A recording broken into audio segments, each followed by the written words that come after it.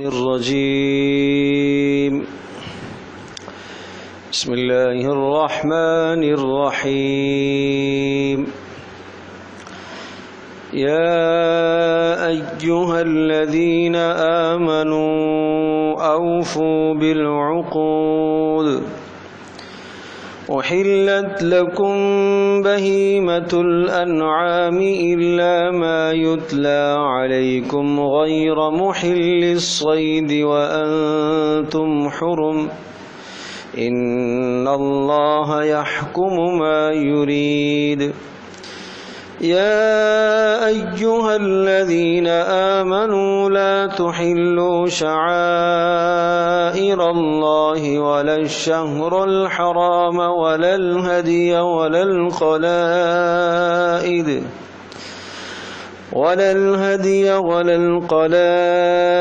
ولا آمين البيت الحرام يبتغون فضلا من ربهم ورضوانا وإذا حللتم فاصطادوا ولا يجرمنكم شنآن قوم أن صدوكم عن المسجد الحرام أن تعتدوا وتعاونوا على البر والتقوى ولا تعاونوا على الإثم والعدوان واتقوا الله إن الله شديد العقاب حرمت عليكم الميتة والدم ولحم الخنزير وما أهل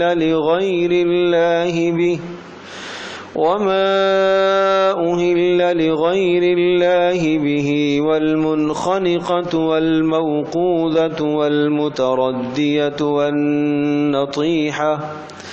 والنطيحة وما أكل السبع إلا ما ذكيتم وما ذبح على النصب وأن تستقسموا بالأزلام ذلكم فسق اليوم يئس الذين كفروا من دينكم فلا تخشوهم واخشون اليوم أكملت لكم دينكم وأتممت عليكم نعمتي ورضيت لكم الإسلام دينا فمن اضطر في مخمصة غير متجانف لإثم فإن الله غفور رحيم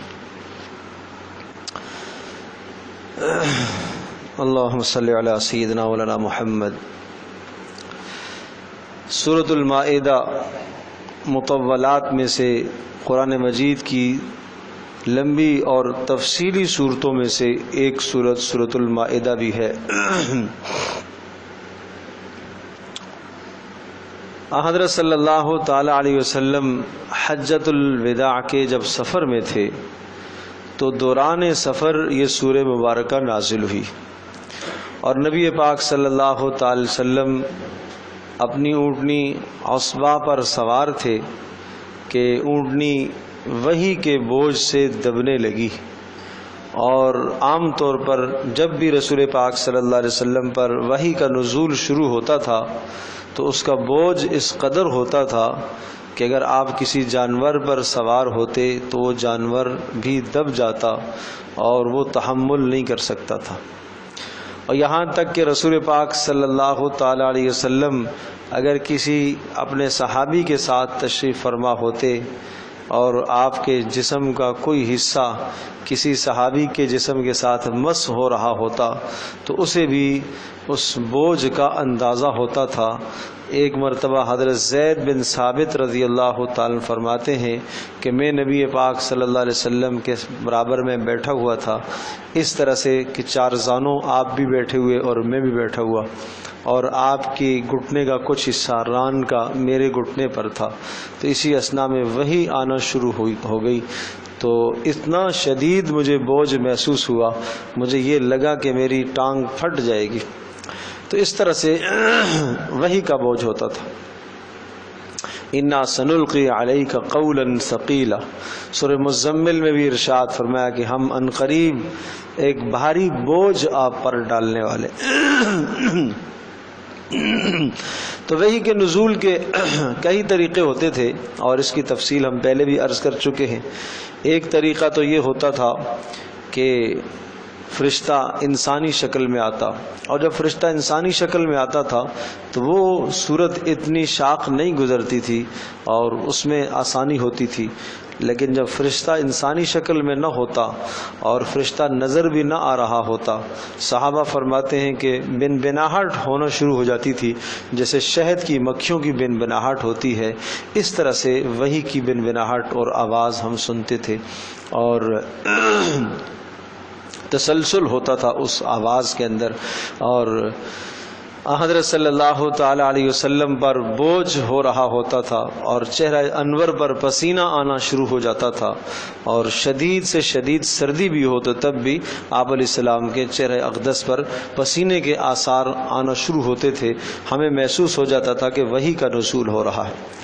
تو سورۃ المائدہ کی یہ کیفیت بیان کی گئی کہ آپ اسبا اونٹی پر سوار تھے اور اونٹنی بوجھ سے دب گئی، چلنا اس کے لیے مشکل ہو گیا، آپ علیہ السلام اونٹنی سے نیچے اتر آئے، اور اس موقع پر یہ سورہ مبارکہ نازل کی گئی۔ یہ سورہ مبارکہ تقریباً نزول کے اعتبار سے قرآن مجید کی آخری صورتوں میں سے ہے، اور اس سورہ مبارکہ کے نزول کے بعد 80 دن تک آپ علیہ السلام اس دنیا میں موجود رہے، اور اس کے بعد آپ علیہ السلام دنیا سے رخصت ہو گئے۔ اور اس سورہ مبارکہ کے اندر بہت اہم مضامین اور اہم احکام دیے، گویا کہ پورے قرآن کے اندر جتنے بھی مضامین آئے ہیں 23 سالہ دور میں جو قرآن نازل ہوا ہے، اس کا خلاصے کے طور پر بہت ساری باتیں یہاں آپ سنیں گے۔ اور جو آغاز کیا ہے، یا ایھا الذین آمنوا اوفوا بالعقود، ایمان والو ان وعدوں کو پورا کرو، اوفو مکمل کرو، بالعقود عقد سے لیا گیا ہے، اور عقد کہتے ہیں گرہ لگانے کو، وہ معاہدے جو آپس میں آپ نے مضبوطی سے کیے ہیں ان معاہدوں کو پورا کرو۔ یہ لفظ بہت عام ہے اور اس کے معنی کے اندر بہت ساری چیزیں ہیں۔ وعدوں کو پورا کرو، اگر میں ترجمہ یوں کروں کہ معاہدوں کو پورا کرو، اپنے معاہدے جو تمہارے ہوئے ہیں ان معاہدوں کو پورا کرو۔ معاہدے کئی قسم کے، ایک وہ معاہدہ جو انسان کا اپنے پروردگار کے ساتھ، ایک قوم دوسری قوم کے ساتھ کوئی معاہدہ کرتی ہے، ایک آدمی دوسرے آدمی کے ساتھ معاہدہ کرتا ہے، اسی طرح سے انسان کا اپنے پروردگار کے ساتھ ایک عہد اور ایک معاہدہ ہے، ایک ایگریمنٹ ہے، تو اس کو پورا کرو۔ اور وہ معاہدہ کیا ہے کہ ہم اللہ تبارک تعالیٰ نے ہمیں پیدا کیا، ہمارا خالق مالک اللہ ہے، میں ایمان لایا اللہ پر، میں ایمان لایا اللہ کے رسولوں پر، میں ایمان لایا اللہ کی کتابوں پر، میں ایمان لایا اللہ کے فرشتوں پر، اور میں ایمان لایا اچھی اور بری تقدیر کے اللہ کی جانب سے ہونے پر، اور میں ایمان لایا مرنے کے بعد اٹھائے جانے پر۔ اس ایمان کے اندر انسان ایک اللہ سے معاہدہ کرتا ہے۔ جب میں اللہ میں تیرے اوپر ایمان لایا تو پھر معنی یہ ہوا کہ میں اپنا مشکل کشا، حاجت روا، اپنے نفع کا مالک، نقصان کا مالک تجھے ہی سمجھوں گا، اور میں تیرے سوا کسی کے سامنے اپنا سر نہیں جھکاؤں گا، میں بندگی صرف تیری ہی کروں گا، حاجت روا مشکل کشا تجھے ہی مانوں گا۔ یہ میرا ایک اللہ پاک کے ساتھ معاہدہ ہے۔ تو اس معاہدے کو پورا کرو کہ جو ایمان کے اندر ہم داخل ہوئے ہیں، اور ایمان کے داخلے میں ہم نے اللہ کے ساتھ جو وعدہ کیا ہے، وہ معاہدہ کیا ہے، جیسے دو قومیں معاہدہ کرتی ہیں، اسی طرح سے ہمارا اللہ کے ساتھ یہ معاہدہ ہے۔ جب ہم اس معاہدے کو پورا کریں گے، اللہ کی بندگی کریں گے، اللہ کے ساتھ کسی کو ہم شریک نہیں ٹھہرائیں گے، اپنا حاجت روا، اپنا مشکل کشا اللہ کو مانیں گے، اپنے نفع اور نقصان کا مالک ہم اللہ کو مانیں گے، صحت اور بیماری اللہ پاک کی طرف سے آنے کو، اس پر ہمارا ایمان ہوگا، تو پھر اللہ تبارک تعالیٰ نے اپنے ذمے یہ بات لے رکھی ہے کہ اللہ پاک رحمتوں کو نازل فرمائے گا، برکتوں کو نازل فرمائے گا، دنیا میں ہماری مشکلات کو آسان فرمائے گا، اور آخرت میں اللہ تبارک تعالیٰ ہمارے لیے جنت کا فیصلہ فرمائے گا۔ یہ ایک اللہ سے معاہدہ ہے۔ اسی طرح سے ایک انسان اپنی ذات سے بھی معاہدہ کرتا ہے، اس معاہدے کو بھی پورا کرو، اپنی ذات سے عہد کرنا۔ ایک آدمی اپنے اوپر ایک وعدہ لے لیتا ہے، قسم لے لیتا ہے کہ قسم کھا لیتا ہے کہ میں یہ کام ضرور کروں گا، اس نے اپنی ذات سے ایک عہد کیا ہے، اس عہد کو بھی پورا کرو۔ اسی طرح سے ایک آدمی توبہ کر لیتا ہے کہ میں نے یہ گناہ کیا، چلو میری توبہ، آج کے بعد میں یہ گناہ نہیں کروں گا، اس نے اپنی ذات سے عہد کیا ہے، اس عہد کا بھی نباہ ہونا چاہیے، اس معاہدے کو بھی بندے کو پورا کرنا چاہیے۔ اسی طرح سے تیسرا معاہدہ، ایک آدمی جو دوسرے کے ساتھ معاہدہ کرتا ہے، کسی بھی قسم کا معاہدہ، عام آدمی، دو آدمی کسی معاشرے میں رہتے ہیں، کسی سوسائٹی میں دو لوگ رہتے ہیں، آپس میں کسی بھی بات پر وہ معاہدہ کرتے ہیں تو اس معاہدے کی پاسداری ضروری ہے۔ اسی طرح سے میاں بیوی آپس میں ایک معاہدہ کرتے ہیں، یہ ایجاب اور قبول کے جو جملے دو بول بولے جاتے ہیں، ان دونوں جملوں کے اندر میاں بیوی کے درمیان میں ایک عہد اور معاہدہ ہوتا ہے۔ وہ معاہدہ کیا ہوتا ہے؟ گویا کہ شوہر وہ یوں کہہ رہا ہوتا ہے کہ آج کے بعد آپ کے نان نفقے کی ذمہ داری میرے اوپر ہے، میری گردن پر ہے، میں آپ کے نان نفقے کا اور اپنی حیثیت کے مطابق آپ کی رہائش کا، آپ کی خوراک کا، آپ کے لباس کا بندوبست کرنا یہ میری ذمہ داری ہے۔ پھر عورت اس میں معاہدہ یہ کر رہی ہوتی ہے کہ گویا کہ میں اپنے آپ کو ہر اعتبار سے آپ کی سپرد کرتی ہوں، اور اللہ تبارک تعالیٰ اور اس کے رسول صلی اللہ علیہ وسلم کی جہاں نافرمانی نہ ہو رہی ہو وہاں میں تمہاری اطاعت کروں گی۔ اللہ اور اس کے رسول کی نافرمانی میں پھر شوہر کی اطاعت کرنا جائز نہیں ہے۔ لا طاعۃ لمخلوق فی معصیۃ الخالق، مخلوق کی اطاعت وہاں نہ کرو جہاں خالق کی نافرمانی ہوتی ہو، وہ پھر اس عہد میں داخل نہیں ہے۔ اسی طرح سے پھر عورت گویا کہ یہ عہد کر رہی ہوتی ہے کہ میں آپ کے مال کی حفاظت کروں گی، میں آپ کی عزت کی یعنی اپنی ذات کی حفاظت کروں گی، اور اسی طرح سے آپ کی غیر موجودگی میں آپ کے مال کی، آپ کی اولاد کی حفاظت کروں گی۔ تو اس طرح سے عورت بھی ایک عہد کر رہی ہوتی ہے۔ دو آدمی آپس میں معاملہ کر رہے ہوتے ہیں، اجارے کا معاملہ کر رہے ہوتے ہیں، کرائے کا معاملہ کر رہے ہوتے ہیں، مزدوری کا، ملازمت کا معاملہ کر رہے ہوتے ہیں، تو یہ تمام کے تمام شعبۂ زندگی سے متعلق یہ بات ہے کہ اوفو بالعقود، اے ایمان والو وعدوں کو پورا کرو۔ اب یہاں بات آئی ایمان والو، ایمان کا لفظ کیوں ذکر کیا ہے؟ اے ایمان والو، اے وہ لوگوں جو ایمان لائے ہو، اوفو بالعقود، وعدوں کو پورا کرو، اس لیے کہ تمہارے ایمان کا تقاضا ہے، تمہارے ایمان کے اندر یہ بات شامل ہے وعدوں کو پورا کرنا۔ اور لا ایمان لمن لا عہد لہ، اس شخص کے ایمان کا اعتبار نہیں ہے جس کی زندگی میں وعدے کا نبھا نہ ہو، اس کے ایمان کا اعتبار نہیں ہے۔ تو اس لیے یا ایھا الذین آمنوا کے لفظ سے خطاب کیا ہے، اے ایمان والو اوفو بالعقود، وعدے کو پورا کرو۔ تو اچھی طرح سے یہ بات ذہن نشین کر لینی چاہیے کہ وعدے سے کیا مراد ہے؟ معاہدوں کو پورا کرو۔ نمبر ایک، بندے کا اللہ کے ساتھ جو معاہدہ ہے اس وعدے کو پورا کرو، بندے کا اپنی ذات سے جو عہد ہے اس وعدے کو پورا کرو، بندے کا دوسرے انسان کے ساتھ جو معاہدہ ہے اس معاہدے کو پورا کرو، میاں بیوی کے آپس میں معاہدے ہیں ان معاہدوں کو پورا کرو، دو قوموں کے آپس میں معاہدے ہیں ان معاہدوں کو پورا کرو، دو قوموں کے، دو قبیلوں کے، دو ملکوں کے جو آپس میں معاہدے ہوئے ہیں ان معاہدوں کی پاسداری کرو۔ اور ایک بات اور، بحیثیت شہری ہونے کے، بحیثیت ملکی ہونے کے، اس ملک کے ساتھ ہم نے ایک عہد کیا ہے کہ ہم نے اس ملک کا شناختی کارڈ حاصل کیا ہے اور ہم اس ملک کے رہائشی ہیں، تو گویا کہ ملک کے وہ قوانین جو خلاف شرع نہ ہو اور ملک کے نظم و نسق کو بہتر بنانے کے لیے جو قوانین وضع کیے گئے ہیں ان قوانین کی پاسداری کرنا بھی وعدے کی ذمہ داری ہے، وہ بھی وعدے کے اندر شامل ہے، وہ بھی وعدے کی پاسداری ہے۔ اگر کوئی آدمی اس قانون کی پابندی نہیں کرتا تو وہ شرعاً بھی گناہگار ہے، یعنی جو حکومت کا مجرم سمجھا جائے گا ساتھ ساتھ وہ اللہ کا مجرم بھی سمجھا جائے گا کہ اللہ نے تمہیں حکم دیا ہے کہ وعدوں کو پورا کرو، آپ نے وعدہ پورا کیوں نہیں کیا؟ تو اس آیت کے اندر بہت وسیع مفہوم ہے اوفو بالعقود۔ تو یہ ساری باتیں ذہن نشین فرمانے کی ہیں، یاد کرنے کی۔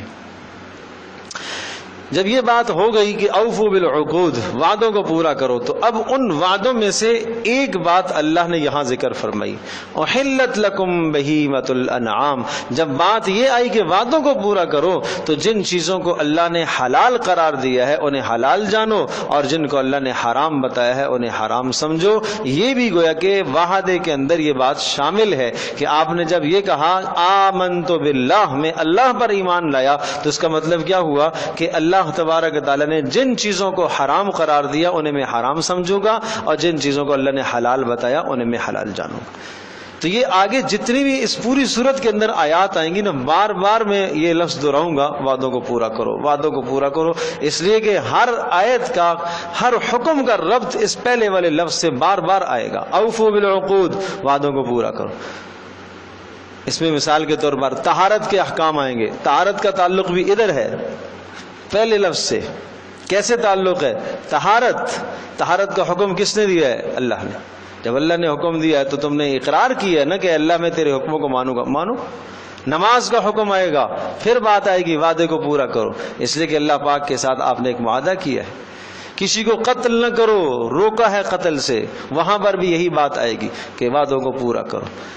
چوری نہ کرو، ڈاکہ نہ ڈالو، یہ سب باتیں اس کے اندر بار بار آئیں گی۔ تو ان تمام کی تمام باتوں کا اور احکام کا تعلق اس پہلے لفظ سے بار بار ہم جوڑیں گے، اوفوا بالعقود، وعدوں کو پورا کرو۔ تو ان وعدوں کی ایک قسم کیا ہے؟ حلال چیزوں کو حلال جاننا اور حرام چیزوں کو حرام سمجھنا۔ تحلیل اور تحریم میں اللہ کے وعدوں کو پورا کرو، اپنے اختیار نہ چلاؤ، اپنی مرضی سے کسی شے کو حلال مت قرار دو اور کسی چیز کو حرام مت قرار دو۔ احلت لکم، حلال قرار دیے گئے ہیں تمہارے لیے، بہیمۃ الانعام، تمہارے لیے چوپائے حلال، جانوروں میں سے چوپائے تمہارے لیے حلال قرار دی۔ یہاں دو لفظ ہیں، بہیمہ اور انعام، یہ دونوں کے دونوں لفظ چوپایوں کے لیے بولے جاتے ہیں، جانوروں کے لیے بولے جاتے ہیں۔ بہیمہ بہمہ سے ہے، اور بہمہ کا معنی ہوتا ہے گونگا ہونا، اور جانور کو بہیمہ اس لیے کہا جاتا ہے کہ وہ، اس میں دو معنی ہیں۔ علامہ راغب اصفہانی رحمۃ اللہ علیہ لکھتے ہیں کہ بہیمہ جانور کو اس لیے کہا جاتا ہے کہ وہ لاشعور ہوتا ہے، اس کے اندر وہ شعور نہیں ہوتا جو انسان میں ہے، اور اس لیے بھی اس کو بہیمہ کہا جاتا ہے۔ اور زیادہ راجح بات یہ ہے کہ بہیمہ کا معنی ہے نہ سمجھنا، تو اس کو بہیمہ اس لیے بھی کہتے ہیں کہ ہم اس کی بولی نہیں سمجھتے۔ یہ بات زیادہ موضوع نہیں ہے کہ وہ لاشعور ہوتا ہے، جانور میں شعور تو ہے، اگرچہ انسان کے درجے کا شعور نہیں ہے، کم درجے کا شعور ہے۔ ہر مخلوق کے اندر اتنا اللہ پاک نے شعور رکھا ہے، جانوروں میں بھی شعور ہے، پہاڑوں میں شعور ہے، پتوں میں شعور ہے، درختوں میں شعور ہے۔ اس لیے وَإِن مِّن شَيْءٍ إِلَّا يُسَبِّحُ بِحَمْدِهِ وَلَٰكِن لَّا تَفْقَهُونَ تَسْبِيحَهُمْ، ہر شے اللہ کی تسبیح بیان کر رہی ہے، لیکن تم اللہ کی اس تسبیح کو وہ سمجھ نہیں سک رہے ہو۔ تو پتہ چلا ہر چیز میں اللہ نے کچھ نہ کچھ شعور رکھا ہے، اعلیٰ شعور انسان کو دیا ہے۔ تو لہذا کیا کہا کہ بہیمہ اس کو اس لیے کہتے ہیں کہ ہم اس کی بولی نہیں سمجھتے، وہ ہماری پھر سمجھ لیتا ہے۔ ہم اس کو اشارہ کرتے ہیں، ادھر بلاتے ہیں، اشارہ کرتے ہیں، تو وہ ہمارے اشاروں کو کسی نہ کسی درجے میں سمجھتا ہے۔ اور خاص طور پر جو جانور پالتو جانور ہوتے ہیں، گھریلو جانور ہوتے ہیں، سدائے ہوئے ہوتے ہیں، وہ تو مالک کے اشاروں کو کتنا سمجھتے ہیں۔ گھوڑا کس قدر مالک کے اشاروں کو سمجھتا ہے۔ تو اس لیے بہیمہ اس لیے اس کو کہا جاتا ہے کہ ہم اس کی زبان، اس کی بولی نہیں سمجھتے۔ اور انعام کہا جاتا ہے تو بہیمہ ہوا عام جانور، کسی بھی قسم کا جانور، اور انعام کہا جاتا ہے ان جانوروں کو جو گھریلو ہیں، جو پالتو جانور ہیں، اور جن کی تفصیل آگے آئے گی۔ وہ 8 قسم کے جانور ہیں جو قربانی کیے جاتے ہیں، وہ گائے، اونٹ اور بھیڑ بکری۔ تو بھیڑ بکری میں سے نر مادہ دونوں، اور اسی طرح سے اونٹ ہے نر مادہ دونوں، اور گائے ہے نر مادہ دونوں۔ تو ان جانوروں کے اوپر انعام کا اطلاق ہوتا ہے، صرف ان کو جو گھریلو مویشی ہیں، جو انسان سے انس رکھتے ہیں، ان کو انعام کہا جاتا ہے۔ جو جنگلی جانور ہیں، نیل گائے ہے، ہرن ہے، یہ جانور گو کے حلال ہیں، ان کو بہیمہ تو کہا جائے گا، انعام نہیں کہا جائے گا۔ انعام صرف ان کو کہتے ہیں جو پالتو جانور ہیں، جو گھروں میں پلتے ہیں اور جو انسان سے انسیت رکھتے ہیں۔ احلت لکم، فرمایا کہ حلال قرار دیا گیا۔ اب ترجمہ ہم کیا کریں گے؟ حلال قرار کر دیے گئے تمہارے لیے بہیمۃ الانعام، جانوروں میں سے پالتو جانور۔ بہیمۃ الانعام یا چوپایوں میں سے، الانعام کون سے؟ پالتو، چوپایوں میں سے پالتو جانور تمہارے لیے حلال قرار دیے گئے۔ اب ان کا تذکرہ کیوں آیا؟ سوال یہ ہے کہ ان کے علاوہ باقی حلال نہیں ہے؟ ہرن بھی تو حلال ہے، نیل گائے بھی تو حلال ہے۔ تو جواب یہ ہے کہ ان کا تذکرہ اس لیے کیا ہے کہ آگے بہت تفصیل سے یہ مسائل اور احکام آئیں گے کہ عرب کے یہاں یہ رواج تھا کہ وہ بعض اونٹوں کو حرام قرار دیتے تھے، بعض اونٹنیوں کو حرام قرار دیتے تھے. ما جعل اللہ من بحیرۃ ولا صائبۃ ولا وصیلۃ ولا حام، انہوں نے خود قسمیں نکال رکھی تھی. وہ اونٹنی جو 10 بچے جن لے اب اس کو نہیں کھاتے تھے، اس کا گوشت حرام کر دیتے تھے.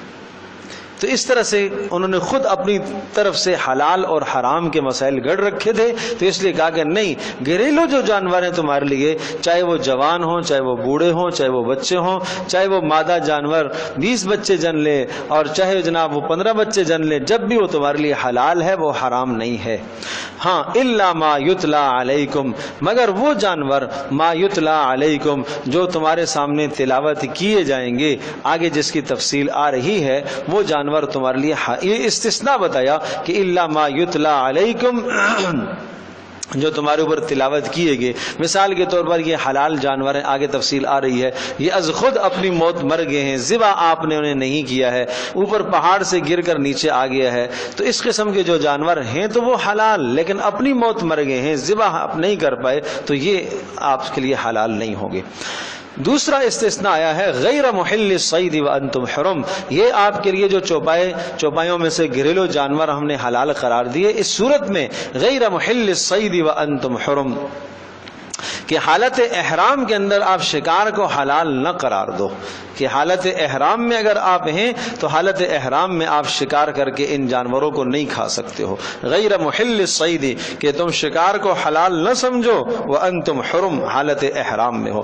جب حالت احرام میں عمرے کا احرام باندھ کر جا رہے ہیں یا حج کا احرام باندھ کر جا رہے تو سامنے کوئی بھی اگر جانور آ جاتا ہے، جنگلی جانور ہی بھی آ جاتا ہے اور ہرن اور نیل گائے اس قسم کا بھی کوئی جانور، خرگوش کوئی آ جاتا ہے، تو اس کو شکار کرنا تمہارے لیے حلال اور جائز نہیں ہے. نہ دلالت کرنا جائز ہے، نہ خود شکار کرنا جائز ہے. یعنی نہ خود شکار کر سکتا ہے اور نہ کسی دوسرے آدمی کو جو حالت احرام میں نہیں ہے اس کو اشارہ بھی نہیں کر سکتا کہ وہ جانور جا رہا ہے، اسے مارو. تو دلالت بھی نہیں کر سکتا، خود شکار بھی نہیں کر سکتا. لیکن یہ جو شکار کرنا حالت احرام میں حرام قرار دیا گیا ہے، یہ خشکی کا شکار ہے، سمندری شکار کر سکتا ہے، مچھلی کا شکار کر سکتا ہے. آگے اس کی تفصیل آئے گی. ان اللہ یحکم ما یرید، بے شک اللہ تبارک تعالی یحکم حکم دیتا ہے ما اس بات کا، یرید جو یہ چاہتا ہے. اس جملے کو یہاں اضافہ اس لیے فرمایا کہ اللہ تبارک تعالی نے تمہارے لیے چوپائے حلال قرار دیے ہیں.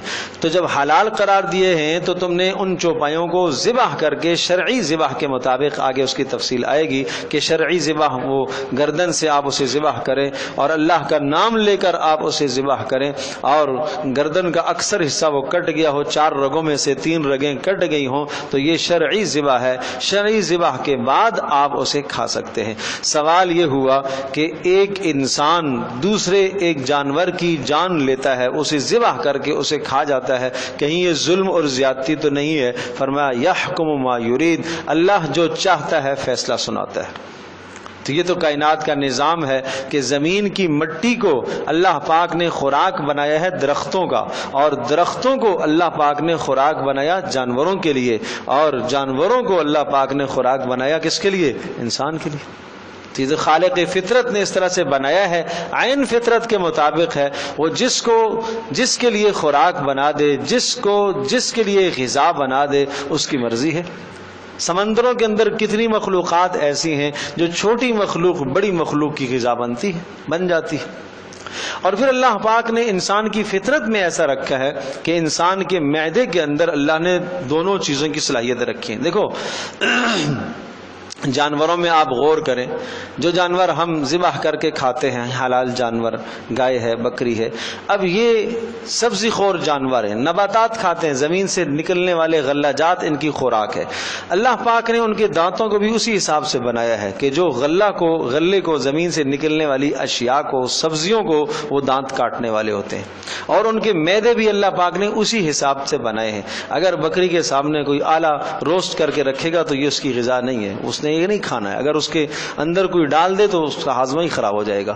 اسی طرح سے شیر ہے وہ درندہ جانور ہے, اس کی خوراک اللہ نے گوشت بنایا ہے, اس کے دانت بھی اللہ پاک نے نوکیلے بنائے, اسی حساب سے اللہ پاک نے اس کی کچریاں, اس کے دانت اللہ پاک نے پیدا فرمائے ہیں. تو وہ کیا کھاتا ہے؟ وہ گوشت خور جانور ہے, وہ سبزی خور جانور نہیں ہے. اس کو جتنی بھی بھوک لگے گی, 2 دن کا بھوکا ہے, 3 دن کا بھوکا ہے, اس نے گھاس نہیں کھانی, وہ اپنی خوراک تلاش کرے گا. انسان وہ مخلوق ہے کہ جس کو اللہ نے دونوں صلاحیتیں عطا فرمائی. اس کے سیدھے دانت بھی ہیں جیسے کہ گائے بکری کے دانت ہوتے ہیں, اور اس کی کچلیاں بھی ہیں, نوکیلے دانت بھی ہیں جیسے کہ درندوں کے دانت ہیں. تو یہ نوکیلے دانتوں کا ہونا, یہ نوکیلے دانت اللہ نے رکھے ہی اس کے گوشت کھانے کے لیے ہیں, اور سیدھے دانت اللہ نے رکھے ہیں اس کی سبزیاں کھانے کے لیے, اور پھر اس کے معدے کے اندر دونوں چیزوں کو برداشت کرنے کی صلاحیت موجود ہے. تو یہ عین فطرت کے مطابق ہے. خالق فطرت نے اس مخلوق کو, جانوروں کو, انسان کی خوراک بنایا ہے. متاعا لکم ولانعامکم. سورہ عبس میں بڑے پیارے انداز سے اس مضمون کو ذکر فرمایا. انا صببنا الماء صبا, ایسے سمجھایا نا کہ ہم نے آسمان سے بارش برسائی. شققنا الارض شقا, پھر زمین کو ہم نے پھاڑا, پانی زمین کے اندر گیا, اور فانبتنا فیہا حبا, وہاں سے غلے نکلے, عنبا وقضبا, اور انگور اور قسم قسم کی ترکاریاں, اور زیتون کے درخت اور انگور, اور اسی طرح سے کھجور, اور قسم قسم کے گنجان باغات. کیوں؟ متاعا لکم ولانعامکم, تاکہ یہ تمہارے کام آ سکیں اور تمہارے جانوروں کے کام آ سکیں.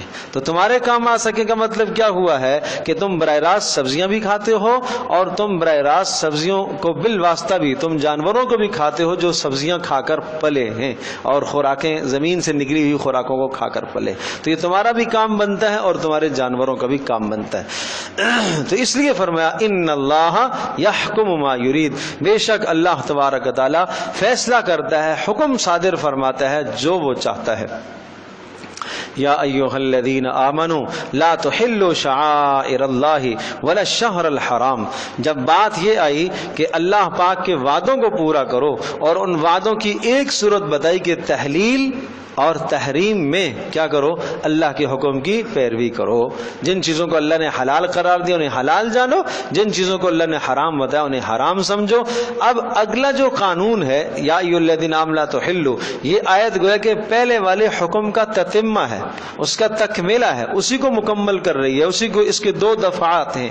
یا ایھا الذین آمنوا لا تحلوا شعائر اللہ, پہلا دفعہ یہ ہے کہ ایمان والو, جب بات یہ آ گئی کہ اللہ تبارک تعالیٰ کی حلال کردہ چیزوں کو حلال سمجھو اور حرام کردہ کو حرام سمجھو, تو پھر شعائر اللہ کی توہین اور تذلیل نہ کرو. شعائر اللہ, شعائر شعیرہ کی جمع ہے, اور شعیرہ کہا جاتا ہے ان چیزوں کو کہ جن چیزوں کو دیکھ کر اللہ کی قدرت یاد آئے, جو اسلام کی نشانی ہے. اذان یہ شعائر اللہ میں سے ہے, یہ اسلام کی نشانی ہے. کسی بستی کے اندر آپ جاتے ہیں تو اذان سنتے ہیں تو آپ کو یقین ہو جاتا ہے چلو جی مسلمانوں کی بستی ہے. مسجد کا مینارہ آپ دیکھتے ہیں, مسجد آپ دیکھتے ہیں تو آپ کو یقین ہو جاتا ہے جی چلو یہ مسلمانوں کی بستی ہے. قرآن آپ کو نظر آیا تو آپ کو خیال ہو جائے گا کہ جناب یہ اسلام کا تشخص جس چیز سے ظاہر ہوتا ہے. تو ان چیزوں کی توہین اور تذلیل کرنا یہ تمہارے لیے حرام ہے, حرام ہے. ان چیزوں کی توہین کو اللہ نے تمہارے لیے حرام قرار دیا, تو اللہ کی حرام کردہ چیزوں کو تم کیا کرو؟ حرام سمجھو. اس لیے لا تحلوا شعائر اللہ, شعائر اللہ کو تم حلال نہ سمجھو. جن کی توہین اور تذلیل کرنا تمہارے لیے حرام قرار دیا گیا ہے ان کو حلال نہ سمجھو. ولا الشہر الحرام, اور احترام والے مہینوں کو بھی تم حلال نہ سمجھو. ولا الہدی, اور ہدی کے جانوروں کو بھی حلال نہ سمجھو. اور قلائد, جن جانوروں کے گلوں میں پٹے ڈلے ہوئے ہیں انہیں بھی حلال نہ سمجھو. ولا آمین البیت الحرام, اور وہ لوگ جو بیت اللہ کے پاس امن لیے ہوئے ہیں انہیں بھی تم حلال نہ سمجھو. اب پہلی بات تو فرمائی کہ لا تحلوا شعائر اللہ, شعائر اللہ کو حرام نہ سمجھو, ان کو حلال نہ سمجھو. مطلب ہے کہ ان کی تعظیم کرنا تمہارے ذمہ کیا ہے؟ لازم ہے. لہذا ان کی تعظیم کو توڑنا یہ گناہ کی بات ہے. اسی طرح سے شہر حرام, احترام والے مہینے, احترام والے مہینے کون سے کہلاتے ہیں؟ ذی قعدہ, ذی الحجہ, محرم, رجب. 3 مہینے تسلسل سے ہیں اور ایک الگ ہٹ کر ہے، ذی قعدہ، ذی الحجہ، محرم اور رجب۔ ان 4 مہینوں کے اندر قتال جو ہے وہ عرب ممنوع سمجھتے تھے، تو کہا کہ تم ان مہینوں کا احترام کرو، ان میں قتل و قتال کو تم چھوڑ دو۔ البتہ بعد نے لکھا ہے کہ یہ اب منسوخ ہے یہ سلسلہ، کہ ان مہینوں کسی بھی مہینے کے اندر اگر غیر مسلم اقوام سے اور کافروں سے قتال اور جہاد کی بات آتی ہے تو اب اس کی پاسداری لازم نہیں ہے۔ ولل ہدیہ، ہدی کا جانور، ہدی کس کو کہتے ہیں؟ ہدی اس جانور، ایک ہوتا ہے ہدایا اور دوسرا ہے ضحایا۔ یہ عربی کے الفاظ، یہ بہت اصطلاحات استعمال ہوتی ہیں، ہدایا، ضحایا۔ ضحایا کہتے ہیں قربانیوں کو، اور ہدایا کہتے ہیں وہ جانور جو حج اور عمرے کے موقع پر ذبح کیے جاتے ہیں۔ دیکھو 10 ذی الحجہ کو جو حجاج کرام وہاں رمی کرنے کے بعد جو نہر کرتے ہیں، تو اس کو کیا کہتے ہیں؟ کیا کہیں گے؟ کیا کہیں گے؟ اس کو ہدایا کہیں گے، ضحایا نہیں کہیں گے۔ یہ قربانی نہیں کہلائے گی، یہ ہدی ہے، اس کو کہتے ہیں ہدی کا جانور۔ یہ جو ہم یہاں قربانیاں کرتے ہیں نا، اس کو ضحایا کہتے ہیں، یہ قربانیاں ہیں۔ وہاں جو حجاج کرتے ہیں وہ کیا کہلاتے ہیں؟ وہ ہدایا کہلاتے ہیں۔ تو اس زمانے میں ایسا تھا کہ جانوروں کو ساتھ لوگ لے کے جاتے تھے، جو آدمی حج کے لیے جاتا تھا ساتھ جانور لے کے جاتا تھا، اس لیے کہ اتنے وافر جانور تو وہاں نہیں ملتے تھے، تو وہ جانور ہدایا کہلاتے ہیں۔ اور پھر ان جانوروں کے اندر ایسا ہوتا تھا کہ جو بڑے جانور ہوتے تھے جیسے کہ اونٹ ہے، اب بڑے جانوروں کو جب وہ لے کے جا رہے ہیں کہ ہم حج کریں گے اور حج میں ہم ان کو کیا کریں گے؟ ذبح کریں گے، اور 10 ذی الحجہ کو ہم ان کو ذبح کریں گے، ان کا نہر کریں گے۔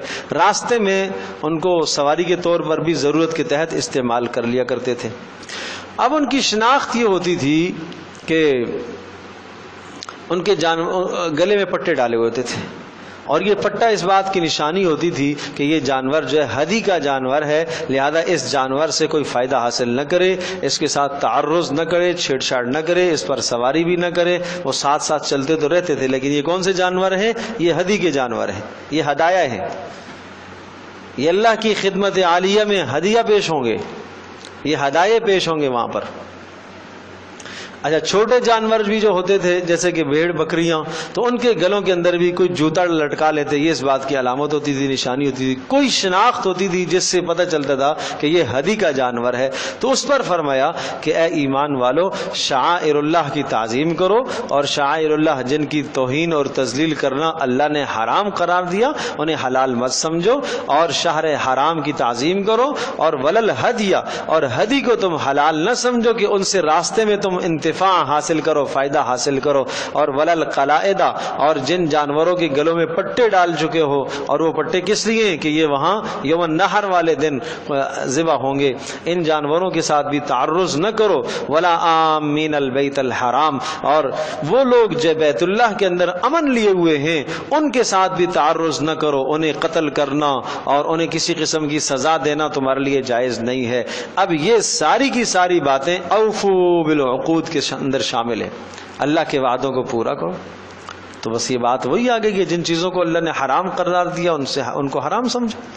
یبتغون فضلا من ربهم ورضوانا، اور فرمایا کہ وہ جو بیت اللہ کے اندر جو امن لیے بیٹھے ہیں، یبتغون فضلا، وہ چاہتے ہیں اللہ کا فضل، یبتغون چاہتے ہیں فضلا فضل، من ربهم اپنے پروردگار کی طرف سے فضل چاہتے ہیں، ورضوانا اور اللہ کی رضا چاہنے کے لیے بیت اللہ میں ان کے ساتھ کسی قسم کا تعرض نہ کیا جائے۔ وَإِذَا حَلَلْتُمْ فَاصْطَادُوا، ان احکام کی پابندی کے بعد پھر ایک سہولت عطا فرمائی کہ چلو ٹھیک ہے، جب تم حالت احرام میں نہ ہو اور احرام سے تم نکل جاؤ اور عمرہ اور حج کو مکمل کر لو، تو اس کے بعد فاصطادوا، اگر تمہیں حاجت پیش آتی ہے شکار کرنے کی تو شکار کر لو، جنگلی شکار تم کر لو۔ اس لیے ایک آگے آیت آئے گی، صحابہ کرام رضی اللہ عنہم اجمعین کا ایک امتحان تھا، اور وہ فرماتے ہیں کہ ہم جب جا رہے تھے حج کے لیے تو راستے میں ہمیں حالت احرام میں تھے، اور حالت احرام میں شکار جائز نہیں تھا، تو نیل گائے، ہرن، خرگوش ہمارے خیموں کے آس پاس گھوم پھر رہے، ایسا لگتا تھا کہ ہم ہاتھ سے بھی پکڑنا چاہیں تو پکڑ سکتے تھے۔ یہ آزمائش تھی، لا تقتلوا الصید وانتم حرم، صید کو تم قتل نہیں کر سکتے ہو، شکار نہیں کر سکتے ہو، لَيَبْلُوَنَّكُمُ اللَّهُ بِشَيْءٍ مِّنَ الصَّيْدِ تَنَالُهُ أَيْدِيكُمْ وَرِمَاحُكُمْ، فرمایا اللہ تمہیں ضرور آزمائے گا شکاروں کے ذریعے سے. کیسے شکاروں کے ذریعے سے؟ کہ تمہارے ہاتھ بھی پہنچ رہے ہوں گے اور تمہارے نیزے بھی ان تک پہنچ رہے ہوں گے، لیکن منع تھا نہیں کرنا، دلالت بھی نہیں کرنی. ایک صحابی نے دلالت کر دی تو آپ نے اس کے ذمے کا دم لازم آئے گا اس پر، اس نے دلالت کی ہے. اور جب واپسی ہو رہی تھی تو صحابہ کہتے ہیں اب نہ ہمیں ہرن نظر آیا، نہ نیل گائے نظر آئی، نہ خرگوش، سب بھاگ گئے. ان کو بھی پتہ تھا کہ اب تو یہ احرام میں نہیں، اب تو یہ شکار کریں گے. اللہ اکبر، اللہ اکبر. اللہ کے حکموں کی پاسداری. ایک صحابی کہتے ہیں عجیب حال تھا، کہتے میں نے دیکھا کہ ایک بھیڑیا ایک ہرن کے پیچھے بھاگا بھاگا بھاگا، اور جیسے ہی حدود حرم میں اس ہرن نے قدم رکھا وہ پیچھے ہٹ گیا.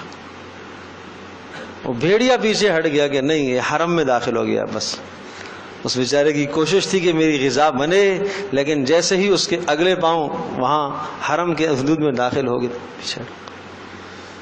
تو جانور بھی اس بات کو سمجھے تو بھیڑیا اور درندہ سمجھے، انسان نہ سمجھے تو کیا ظلم ہے نا، کیا ظلم ہے. اللہ ساری کائنات اللہ نے انسان کے لیے بنائی ہے نا. آپ علیہ السلام فجر کی نماز کے بعد ایک مرتبہ نکلے تو کچھ بھیڑیے سامنے اور چیخ و پکار کر رہے ہیں. تو آپ علیہ السلام نے ارشاد فرمایا کہ یہ گلہ کر رہے ہیں، یہ کہہ رہے ہیں کہ اب بکریاں ہمیں ملتی نہیں ہیں اور ہم بھوکے مرنے لگ گئے اور ہماری خوراک ختم ہو گئی ہے، اور جی نہیں چاہتا کہ ان آپ کے مخلصین اور ان صحابہ اور آپ کے تعلق والوں کے جانوروں پر ہم ہاتھ ڈالیں. جی نہیں چاہتا. ہمارے لیے کوئی حصہ مقرر فرمائیں، ہمارا بھوک سے برا حال ہو گیا ہے. تو آپ علیہ السلام نے صحابہ سے رائے لی کہ بھائی کیا رائے ہے، یہ یوں کہہ رہے ہیں. تو اس پر جو ہے صحابہ نے کہا ہم اپنی بکریاں کیوں دیں بھائی، پلی ہوئی بکریاں اور کھلایا پلایا تو ہم بھیڑیوں کے حوالے کیوں کریں، تو نہیں کریں گے. تو انہوں نے کہا ہمیں تو خوراک چاہیے. تو پھر آپ نے ارشاد فرمایا اچھا بھائی تم حفاظت کرو اپنے جانوروں کی، اور ان سے کہا جو حفاظت سے نکل جائے وہ تمہاری خوراک ہے، اس کو تم لے لو، اسے تم اچک لو اور اپنی خوراک بنا لو. تو یہ عدل و انصاف تھا، یہ انصاف تھا. سبحان اللہ، سبحان اللہ.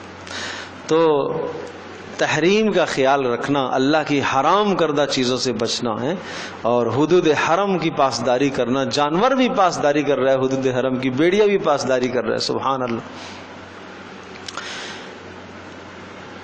وَإِذَا حَلَلْتُمْ فَاصْطَادُوا، اور فرمایا کہ جب تم حالت احرام سے ختم ہو جاؤ اور حلال ہو جاؤ. حلال ہونے کا مطلب کیا ہے کہ جب احرام سے نکل جاؤ، فَاصْطَادُوا، تو شکار کرنے میں اب تمہارے لیے کوئی حرج نہیں ہے. یہ امر جو ہے یہ اباحت کے لیے، مطلب ہے کہ تمہارے لیے شکار کرنا مباح ہے، فرض واجب مستحب نہیں ہے، جائز ہے، کر سکتے ہو شکار. وَلَا يَجْرِمَنَّكُمْ شَنَآنُ قَوْمٍ أَن صَدُّوكُمْ عَنِ الْمَسْجِدِ الْحَرَامِ. بات وہی آئے گی اوفوا بالعقود، اللہ کے وعدوں کو پورا کرو. میں نے عرض کیا تھا کہ اگلی آیت کے اندر اسی حکم کے دو دفعے ہیں. پہلا دفعہ یہ تھا کہ شعائر اللہ کی تعظیم کا خیال رکھو. اب دوسرا دفعہ اس کا یہ ہے وَلَا يَجْرِمَنَّكُمْ شَنَآنُ قَوْمٍ، کسی قوم کی نفرت، حد درجے سے زیادہ نفرت، کسی قوم کی محبت تمہیں عدل و انصاف سے نہ پھیرے. اگر تم عدل و انصاف سے پھر گئے تو تم نے اللہ کے وعدے کی خلاف ورزی کی، اور تمہیں کہا گیا ہے کہ اللہ کے وعدوں کو پورا کرو. ٹھیک ہے جی. اوفوا بالعقود کے ساتھ اس کا بھی تعلق ہے. ولا یجرمنکم، اور بالکل تمہیں برانگیختہ نہ کرے، تمہیں آمادہ نہ کرے. لا یجرمن، ہرگز تمہیں آمادہ نہ کرے، تمہیں برانگیختہ نہ کرے، تمہیں نہ ابھارے. کیا چیز؟ شنآن قوم، کسی قوم کی نفرت تمہیں نہ ابھارے. ان صدوکم، اس بات سے کہ تم، ان صدوکم، ہاں اس وجہ سے کہ انہوں نے تمہیں روکا ہے عن المسجد الحرام، مسجد حرام سے انہوں نے تمہیں روکا ہے، اس وجہ سے تمہیں یہ بات نہ ابھارے ان تعتدوا کہ تم حد سے تجاوز کر جاؤ۔ پھر سمجھو، لا یجرمنکم، تمہیں مرد بر انگیختہ کرے، مت ابھارے، مت اکسائے، شنآن قوم ان صدوکم، کسی قوم کی نفرت اس لیے کہ انہوں نے تمہیں مسجد حرام سے روکا تھا، تو تمہیں کسی قوم کی نفرت اس بات پر آمادہ نہ کرے، کس بات پر؟ ان تعتدوا، کہ تم حد سے تجاوز کر جاؤ، یعنی ظلم کر بیٹھو، زیادتی کر بیٹھو۔ اب اگر اس کا پس منظر عرض کرتا ہوں تو پھر بہت آسانی سے بات سمجھ میں آ جائے گی۔ جب مکہ فتح ہوا تو آج دل کے اندر انتقام کی آگ بھڑکی۔ اللہ اکبر، 13 سال جنہوں نے ستایا اور جنہوں نے ہجرت پر مجبور کیا، آج ہاتھ باندھ کے سامنے کھڑے ہیں، جس کا چاہیں خون کریں، جس کو چاہیں قتل کریں، جس کو چاہیں قیدی بنائیں، سب کچھ ہو سکتا ہے آج۔ تو دلوں میں خیال آئے کہ آج تم خوب انتقام لیں گے، جنہوں نے ستایا ان کی پرانی باتیں یاد ہیں، تو فرمایا کہ نہیں، تمہارے دلوں کے اندر جو نفرت اور بغض بھرا ہوا ہے ان لوگوں کے خلاف، یہ بغض تمہیں عدل و انصاف سے نہ پھیر دے۔ خیال کرنا، تمہیں تو انصاف کا حکم دیا گیا ہے، تمہیں عدل کا حکم دیا ہے، انصاف کا حکم دیا ہے۔ اچھا، یہ مکہ فتح جب ہوا اس وقت کی بات ہے۔ پھر اس سے پہلے حدیبیہ کے موقع پر مشرکین نے صحابہ کے اونٹ غصب کر لیے، 10 اونٹنیاں غصب کر کے لے گئے۔ جب 10 اونٹنیاں غصب کر کے لے گئے تو اب بات یہ آئی کہ آج مکہ فتح ہوا، آج 10 کے بدلے ہم 20 لیں گے۔ کہا کہ نہیں، تمہیں کسی کی نفرت انصاف سے نہ پھیرے، 10 کے بدلے 10 لو نا۔ اور انہوں نے وہ اونٹ اپنے دیکھے، پہچان لیے۔ 2.5 سال پہلے ایک آدمی اپنا جانور اس سے بچھڑا ہے تو دیکھ لیا انہوں نے، وہ نظر آئے ان کو، وہ شخص لے کے جا رہا تھا۔ نہیں، ہم آج اس سے لیں گے، اس کو بھی قتل کریں گے۔ نہیں، تمہیں ان کی نفرت عدل و انصاف سے نہ پھیرے۔ ایک بات اور، حدیبیہ میں یہ قصہ تو آپ نے بارہا سنا ہوگا کہ آپ علیہ الصلوۃ والسلام عمرے کی غرض سے جب مدینہ طیبہ سے تشریف لائے تھے اور حدیبیہ کے مقام پر روک دیے گئے تھے، اور آپ علیہ الصلوۃ والسلام یہ حدیبیہ مکہ مکرمہ سے بیت اللہ سے کوئی 13 کلومیٹر کے فاصلے پر، 12-13 کلومیٹر فاصلہ، کون سا فاصلہ ہے؟ اتنا لمبا سفر طے کر کے آگے یہاں سے واپس جانا پڑا۔ تو انہوں نے، مشرکین نے گویا کہ آپ علیہ الصلوۃ والسلام کو بیت اللہ سے روک دیا، عمرہ نہیں کرنے دیا۔ اور اب جب مکہ فتح ہوا تو انہوں نے کہا، صحابہ نے کہا کہ آج ہم انہیں بھی روکیں گے، آج ہم انہیں بھی روکیں گے، اور ہم تو جائز اور درست اور 100% اللہ کی مرضی کے مطابق عمرہ کرنے آ رہے تھے، رسول پاک صلی اللہ علیہ وسلم کی تعلیمات کے مطابق عمرہ کرنے کے لیے آ رہے تھے۔ انہوں نے ہمیں روکا، اور یہ بیت اللہ کے اندر آ کر شرک اور کفر کرتے ہیں، آج ہم انہیں بھی روکیں گے۔ اس پر یہ آیت نازل ہوئی ہے، حد سے تجاوز نہیں کرنا ہے۔ ہاں، یہ منع ہے، بیت اللہ آج کے بعد کوئی ننگا ہو کے طواف نہیں کرے گا، مشرکین کرتے تھے، ننگا ہو کے آج کے بعد کوئی، تو اس سے تم روکو۔ لیکن جو شخص ایمان لے آیا ہے مکہ کے فتح ہونے کے بعد، وہ تمہارا بھائی ہے، تمہارا دوست ہے، گو کہ اس نے تمہیں پہلے ستایا ہے، گو کہ اس نے پہلے تمہیں مکہ سے نکلنے پر مجبور کیا، گو کہ حدیبیہ کے موقع پر اس نے تمہیں عمرہ نہیں کرنے دیا، لیکن آج تمہیں اس شخص کو روکنے کی اجازت نہیں ہے بیت اللہ سے، کیونکہ وہ صاحب ایمان ہو گیا۔ تو اب اندازہ کریں کہ کس قدر اسلام میں اس بات کی پاسداری ہے کہ کسی کی نفرت تمہیں عدل و انصاف سے نہ پھیرے۔ نفرت، محبت، خوف، 3 چیزیں آدمی کو عدل سے پھیرتی ہیں۔ انصاف سے پھر جاتا ہے آدمی جب کسی سے بے پناہ نفرت ہوتی ہے، حد درجے کی نفرت، تو اس کی اچھی بات بھی بری لگتی ہے آدمی، اور اگر اس کی اچھائی کوئی سامنے آتی بھی ہے تو آدمی اس اچھائی کے اندر برائی کی تعویل نکالتا ہے، کوئی نہ کوئی کیڑا نکال کے لے آتا ہے۔ نہیں، یہ ایسا ہے نفرت جو ہوئی، سمجھے؟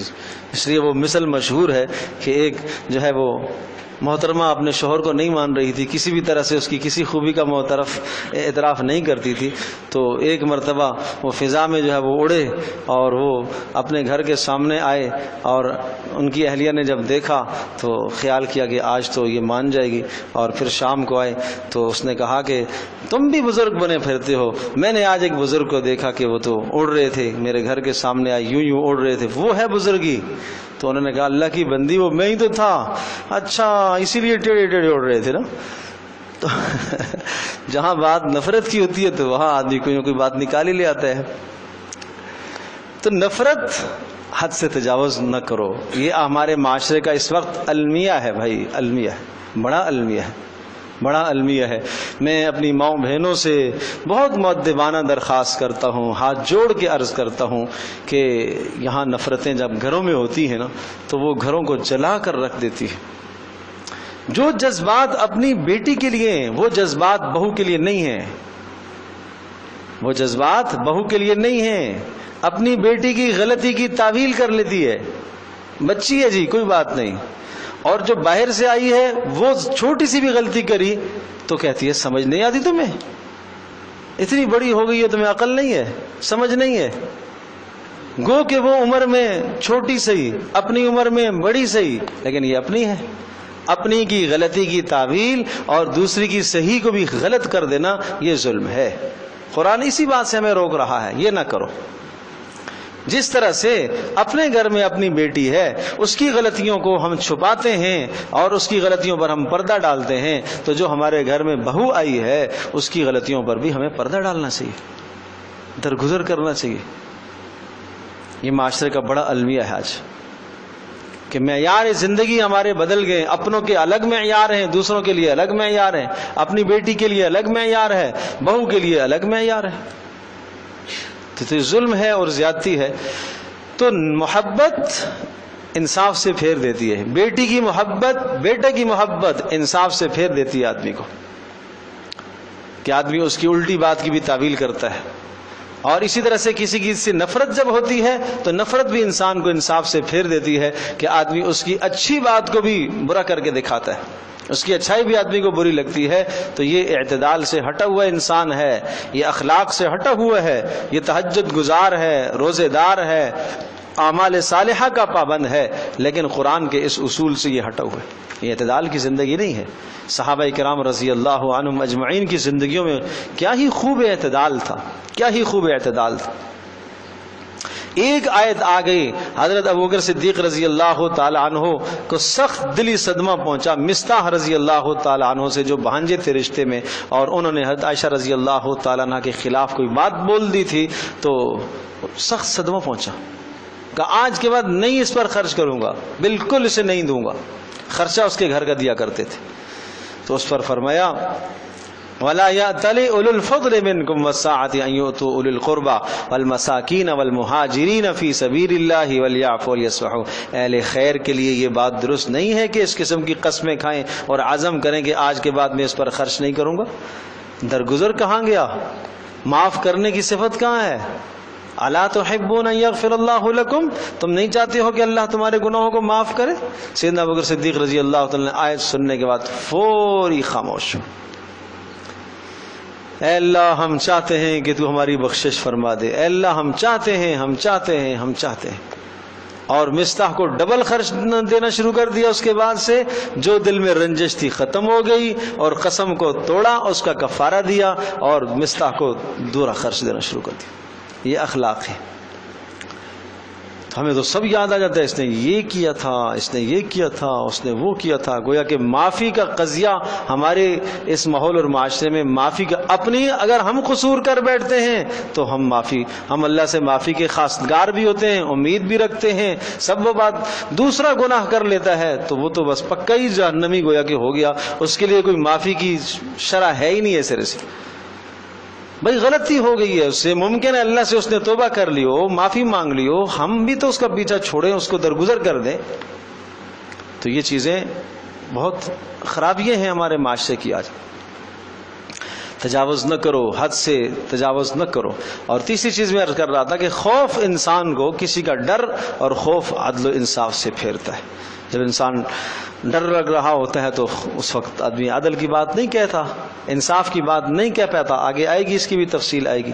تو یہ بڑا لازمی حکم ہے آج ہمارے معاشرے کو. لا یجرمنکم شنآن قوم، اس کو اپنے دل و دماغ پر لکھ لیں. مجھے آپ یہ بتائیو کہ اس سے بڑھ کر کون سی زیادتی دنیا میں ہو سکتی ہے جو مکہ والوں نے رسول پاک صلی اللہ علیہ وسلم کے ساتھ کی تھی، کہ آپ کو ہجرت پر مجبور کیا، آپ کو جانے پر مجبور کیا، آپ کے گردن مبارک پر نجاستوں کو ڈالا ہے اور آپ علیہ الصلوۃ والسلام کو لہو لہان کیا ہے، آپ علیہ الصلوۃ والسلام کے صحابہ کو شہید کیا ہے، کس قدر زیادتیاں ہوئی ہیں، اور حدیبیہ کے مقام سے واپس کیا تم اس سال نہیں کر سکتے، وہاں حکم آیا کہ اب تمہیں عدل و انصاف کرنا پڑے گا، کہ ان کی نفرتیں اور ان کی قدورتیں جو تمہارے دلوں میں موجود ہیں اور جنہوں نے تمہارے دلوں میں جگہ پکڑ رکھی ہے، وہ نفرتیں اور قدورتیں تمہیں عدل و انصاف سے نہ پھیرے۔ وَتَعَاوَنُوا عَلَى الْبِرِّ وَالتَّقْوَى وَلَا تَعَاوَنُوا عَلَى الْإِثْمِ وَالْعُدْوَانِ، بڑے اہم احکام ہیں، اور ایک بہت خوبصورت یہ بھی اپنے گھر میں نقش کر کے لگانے کی چیز ہے، دیوار پر لگا ہوا ہو، لکھا ہوا ہو، وَتَعَاوَنُوا عَلَى الْبِرِّ وَالتَّقْوَى، پوری زندگی کا جو اصول ہے وہ اس پر ہے، فطرتی اصول ہے اس پر، تعاونوا علی البر والتقوی، ایک دوسرے کے ساتھ تعاون کرو، بر نیکی کی بنیاد پر اور تقوی کی بنیاد پر ایک دوسرے کے ساتھ تعاون کرو، ولا تعاونوا علی الاثم والعدوان، اور نہ تعاون کرو ایک دوسرے کے ساتھ اسم گناہ پر اور ظلم اور زیادتی پر۔ یہ فطرتی قانون ہے، یہ فطرتی قانون ہے۔ آج کل دنیا کے اندر ایسے قوانین بھی وضع کیے گئے ہیں کہ جن قوانین میں یہ سمجھا جا رہا ہے کہ یہاں اس دنیا کے اندر کسی فرد کا کوئی اپنا ذاتی اختیار اور اقتدار نہیں ہے، تمام چیزوں کی ذمہ داری حکومت کے سر پر ہے، اور آدمی کا اپنی معاش کا اختیار کرنا، ملازمت کا اختیار کرنا، سب کچھ کرنا، وہ سب کچھ جو کرے گا وہ حکومت کے لیے کرے گا، اور پھر وہاں سے جو حاصل ہو حکومت اس کی نان نفقے کا، اس کی رہائش کا، اس کے لباس کا، اس کی ضروریات کا تکفل حکومت کرے گی، وہ کفالت کرے گی۔ ایسے دنیا کے اندر بھی قوانین رائج ہوئے، لیکن اسلام ان تمام تر قوانین کو بالکل یکسر ان کو نظر انداز کرتا ہے۔ اسلام کا یہ قانون ہے کہ ہر شخص کو ایک اختیار دیا جائے، لیکن اس اختیار کی بھی ایک لمٹ ہے، اس جگہ تک اسے اختیار دیا جائے۔ ہر شخص اس دنیا کے اندر کمائی میں آزاد ہے، خرچ کرنے میں آزاد ہے، لیکن کمائی میں کچھ پابندیاں عائد فرمائی ہیں کہ حرام نہیں کمانا ہے، خرچ کرنے میں بھی کچھ پابندیاں عائد فرمائی ہیں، اسراف اور تبذیر نہیں کرنا ہے، من وجہن آزاد من وجہن پابند، یعنی کچھ پابند بھی ہے کچھ آزاد بھی ہے، نہ شتر بے بہار کی طرح آزاد ہے اور نہ مکمل جھکڑ دیا کہ وہ کچھ کر ہی نہ سکے، ایسا نہیں ہے۔ تو اسلام یہ قانون بتاتا ہے وَتَعَاوَنُوا عَلَى الْبِرِّ وَالتَّقْوَى، نیکی اور تقوی پر ایک دوسرے کے ساتھ تعاون کرو، اور یہ دنیا کا فطرتی اصول ہے کہ ایک مالدار سے مالدار، آپ ملک کا سربراہ ہو، صدر مملکت ہو، وہ بھی ایک روٹی کا لقمہ اس کے منہ تک پہنچے گا، پیچھے 200 آدمیوں کا وہ محتاج ہے، وہ کسان کا محتاج ہے، وہ جناب گندم کی پسائی والے کا محتاج ہے، وہ روٹی پکانے والے کا محتاج ہے، وہ آٹا گوندنے والے کا محتاج ہے، وہ یہاں تک لانے والے کا محتاج ہے، ایک جوتا پہننے میں انسان کتنے لوگوں کا محتاج ہے۔ تو یہ تعاون، یہ فطرتی اصول بتایا ہے، اور کہ زندگی چلے گی ہی اسی طرح سے کہ ایک دوسرے کے ساتھ باہمی تعاون کیا جائے، لیکن بہرحال تعاون کے بھی اصول مقرر کیے ہیں کہ تعاون کا اصول یہ بتایا کہ بر اور تقوی، یہ دو اصول سمجھائے کہ دوسرے کے ساتھ تعاون کرو نیکی کی بنیاد پر، دوسرے کے ساتھ تعاون کرو تقوی کی بنیاد۔ جب نیکی اور تقوی کے لفظ کہے تو تمہیں ترغیب ہو گئی ہے کہ اس نیکی پر تمہیں اجر ملے گا اور اس تقوی پر بھی تمہیں اجر ملے گا۔ اور عجیب بات کہ تعاون کی بنیاد اسلام نہیں ہے، تعاون کی بنیاد برادری نہیں ہے، تعاون کی بنیاد قوم نہیں ہے، تعاون کی بنیاد قبیلہ نہیں ہے۔ پتہ چلا کہ اگر میرا قبیلہ اور میری قوم وہ اگر ظلم پر مجھ سے تعاون مانگتی ہے تو مجھے تعاون کرنا جائز نہیں ہے۔ ایک میرا مسلمان بھائی اگر کسی کافر کے خلاف مجھ سے تعاون مانگتا ہے، میرا مسلمان بھائی ہے لیکن وہ ظلم کر رہا ہے، اس کافر پر ظلم کر رہا ہے، تو اس جگہ پر مجھے تعاون کرنا اس حیثیت سے کہ یہ میرا مسلمان بھائی ہے میں تعاون کروں، یہ جائز نہیں۔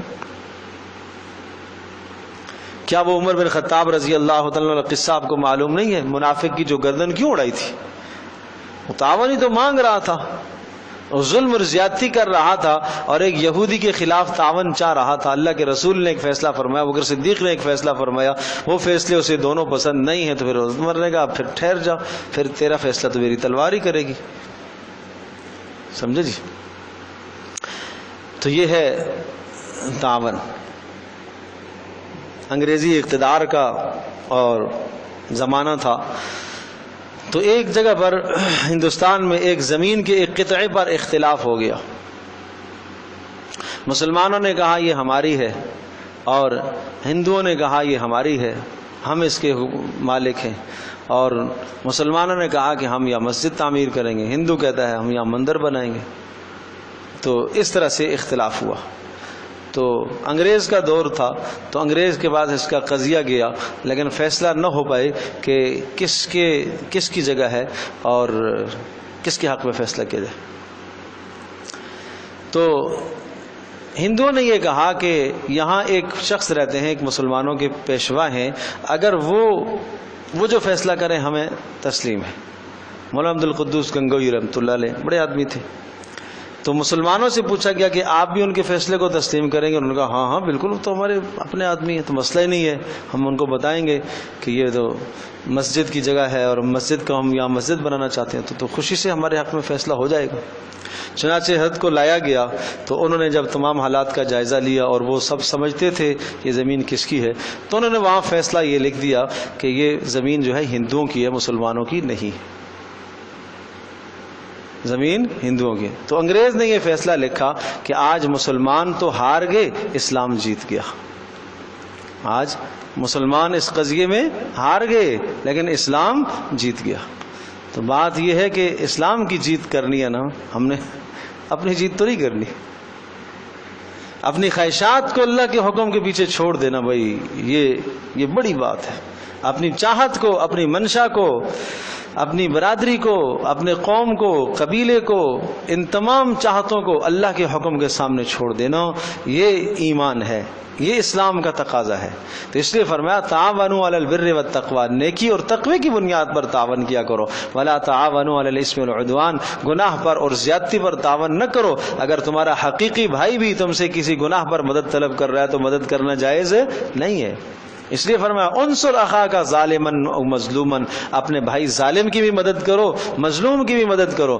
صحابہ نے کہا اللہ کے رسول مظلوم کی مدد تو سمجھ میں آتی ہے، ظالم کی کیسے مدد کریں؟ کہا ظالم کو ظلم سے روکنا یہ اس کی مدد ہے، ظالم کو ظلم سے روکنا اس کی مدد ہے. تو ان چیزوں کو بنیاد بناؤ، یہ گھریلو زندگی کے اصول ہیں، ضابطے ہیں. واتقوا اللہ، اور عجیب بات بتاؤں، یہ قرآن کا کتنا خوبصورت مزاج ہے کہ جہاں پر بھی اس قسم کے احکام آتے ہیں تو یہ لفظ آتا ہے اتقوا اللہ، اللہ سے ڈرو. تو اللہ کا ڈر وہ بنیاد ہے کہ جو آپ کو عدل و انصاف پر آمادہ کرے گا. واتقوا اللہ، اللہ سے ڈرو. ان اللہ شدید العقاب، اللہ تبارک و تعالیٰ سخت سزا دینے والا ہے، سخت سزا. اگر آپ نے تعاون کیا ظلم کی بنیاد پر، زیادتی کی بنیاد پر، تو پھر اللہ کے عذاب کا انتظار کرو. اور اگر آپ سے تعاون مانگا گیا، طلب کیا گیا، اور آپ نے تعاون نہ کیا اور تقوی کی بنیاد پر تعاون مانگا گیا ہے، نیکی کی بنیاد پر تعاون مانگا گیا ہے، آپ کر سکتے تھے نہیں کیا، تو آپ نے ایک مسلمان کا حق مارا ہے نا. آپ علیہ السلام نے فرمایا مسلمان تو مسلمان کا بھائی ہوتا ہے، مسلمان کی غیر موجودگی میں اس کے گھر کی حفاظت کرتا ہے، اس کے مال کی، اس کی عزت کی، اس کی اولاد کی حفاظت کیا کرتا ہے. اور مسلمان کا محافظ ہوتا ہے. اس کی غیر موجودگی میں اگر اس کے خلاف کوئی بات اٹھ رہی ہو اور اس پر کوئی پروپیگنڈا ہو رہا ہو تو یہ دفاع کرتا ہے. یہ تعاون کرنا ہے ایک مسلمان کے ساتھ. اور جو مسلمان اس طرح سے تعاون کرتا ہے اللہ نے اپنے ذمے لازم رکھا ہے وَكَانَ حَقًّا عَلَيْنَا نَصْرُ الْمُؤْمِنِينَ، اللہ پاک پھر ایمان والوں سے کی مدد اس طرح سے کیا کرتا ہے. حرمت علیکم المیتۃ والدم ولحم الخنزیر وما اہل لغیر اللہ بہ. بات وہی آئی کہ اللہ کے وعدوں کو پورا کرو، تو پھر ان میں سے اب چند حرام چیزوں کو سن لو. پہلے بات تھی کہ یہ چیزیں تمہارے لیے، یہ جانور حلال ہیں، اب یہ بتایا کہ یہ تمہارے لیے حرام ہیں. ان حرام کو سمجھو اور حرام کی جو ہے وہ اللہ پاک کے حکموں کو سمجھو اور حرام چیزوں سے بچو. حرمت، حرام قرار دیا گیا تمہارے اوپر. المیتہ، مردار جانور تمہارے اوپر حرام قرار دیا گیا. اپنی موت مر جانے والا جانور تمہارے لیے حرام قرار دیا گیا، اس کا گوشت تم نہیں کھا سکتے ہو. والدم، اور اسی طرح سے بہتا خون تمہارے لیے حرام قرار دیا گیا، اس سے تم فائدہ نہیں حاصل کر سکتے. ولحم الخنزیر، اور خنزیر کا گوشت اور خنزیر کے تمام اجزاء آگے آیت میں آئے گا کہ تمام اجزاء تمہارے لیے حرام قرار دیے گئے، چاہے اس کا گوشت ہو، چاہے اس کے بال ہوں، چاہے اس کی ہڈی ہو، چاہے اس کی چربی ہو۔ خنزیر تمام اجزاء کے اعتبار سے حرام ہے۔ باقی جانوروں کے اندر پھر کچھ گنجائش ہے کہ ان کی ہڈیوں کو استعمال کیا جا سکتا ہے، لیکن خنزیر کی ہڈی، اس کا بال، اس کا گوشت کوئی شے نہیں استعمال کر سکتے۔